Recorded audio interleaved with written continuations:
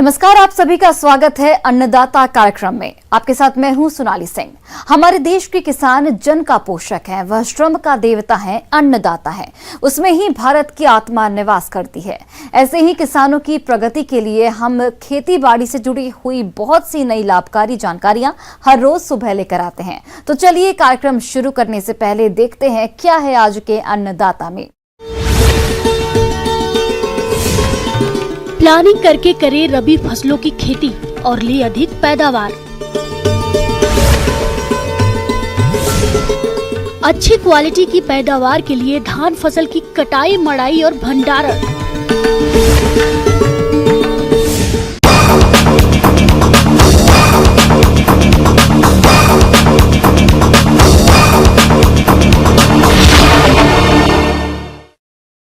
अपने राज्य में इस साल काफी अच्छी वर्षा हुई है और जैसा कि अभी हुई बारिश की नमी को संरक्षित करते हुए आप रबी फसलों की तैयारी में जुट जाएं।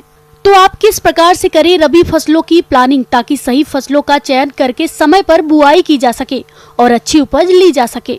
इस बारे में जानकारी दे रहे हैं कृषि विज्ञान केंद्र गुनेड़ा के शस्य वैज्ञानिक।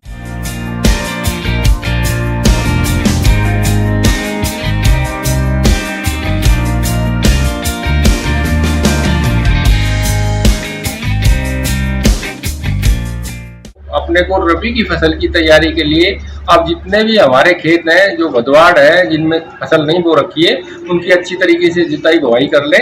और जिन फसलों की हार्वेस्टिंग कर रहे हैं करेंगे, उनको जैसे ही हार्वेस्टिंग होती है तुरंत बाद उसमें जो है नमी के रहते हैं उसकी गहरी जुताई कर करके खेत तैयार करें।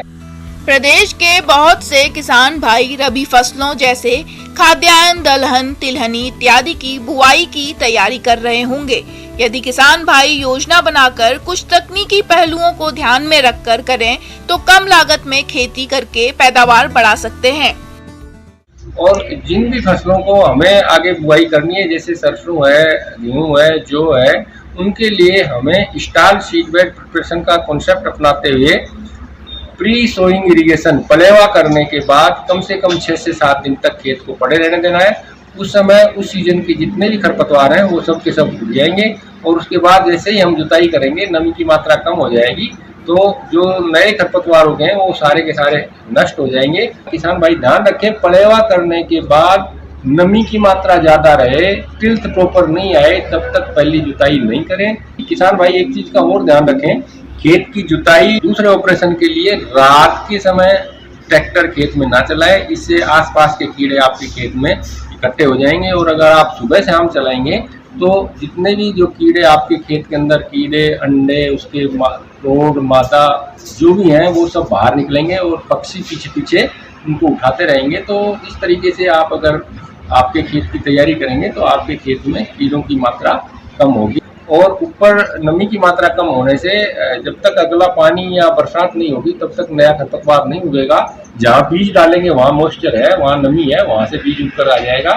तो इस तरह से स्टाल सीड बेड है, बासी क्यारी बनाने से आप एक बार जो शुरुआती दौर फसल की जो होती है उसमें खरपतवारों से निजात पा सकते हैं। और जब 30-35 दिन पर हम पहली सिंचाई करेंगे उस समय अगर नया खरपतवार उगकर आता है तो वो जो है आपके फसल से नीचे दब जाएगा और हमें इतना नुकसान नहीं पहुंचाएगा। भाई योजना बनाकर कुछ तकनीकी पहलुओं को ध्यान में रखकर करें तो कम लागत में खेती करके पैदावार बढ़ा सकते हैं। पलेवा करके, इससे खेत में उचित नमी रहने के साथ खरपतवारों के नियंत्रण में काफी लाभकारी होता है।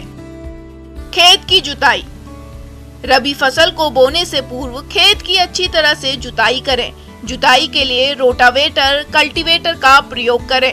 इससे कम श्रम और समय में खेत की तैयारी आसानी से की जा सकती है।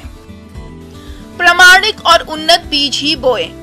किसानों को चाहिए कि हमेशा प्रामाणिक और उन्नत बीज ही बोएं और बीज हमेशा विश्वसनीय दुकान या संस्थान से खरीदें। उचित बीज दर रखें। किसान भाई बीज संस्तुत मात्रा रखें, कम या अधिक बीज की बुवाई ना करें। बीज उपचार, आज के समय में कोई भी फसल कीट रोगों के प्रकोप से अछूती नहीं है। ऐसे में बुवाई से पूर्व बीजों को FIR विधि से उपचारित करके बुवाई करें।